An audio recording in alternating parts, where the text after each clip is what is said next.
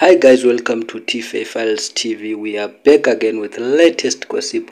Nyaya dziri kupisa dziri kutenderera pa social media. Tinashe Mutarisi ojoinisa Saintflow zvechisatanism. Handisi guys tunoti kudi paita inonzi hondo yemarudzi, vamwe vanhu vadedzera kuti aiwa maakufarisa hapana zvechisatanism. Nyaya iyi iri kuitika mushure mekunge Saintflow akaenda akanoita live yake akaita ari mubox, vakamuunza live on stage ari mukati mebox ranga rakavharwa, pakabuda moto, pakazara vanhu, akaita zvekurova box rikavhurika namva abuda imomo. Saka vazukuru vambuya nehanda vodedzera kuti aiwa Tinashe Mutarisi ndiwo akujoinisa Saintflow zvechisatanism.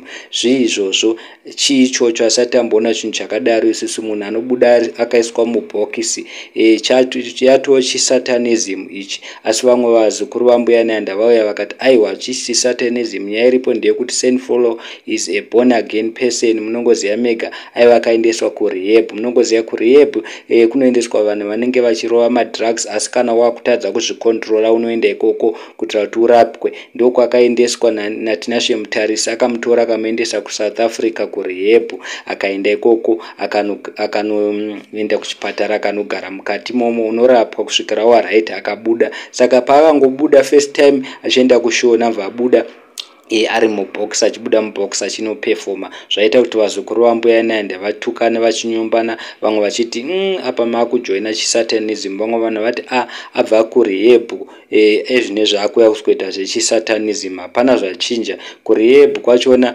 atouya ahwesi kudarika zvangari. Saka handizii guys kunoti kudi. Please comment down below mutiudza kuti which one is which. Vanhu vari kuti Tinashe Mutarisi ajoinisa Saintflow zvechisatanism. Vamwe vanhu vari kuti aiwa zviri right, iya inonzi resurrection. From resurrection munhu anenge aborn again ndozvaanoita. So guys, ndo nyaya yanga tauya nayo. Thank you so much for subscribing to our channel. Please like our videos kuitira kuti mavideo edu apote achienda kure.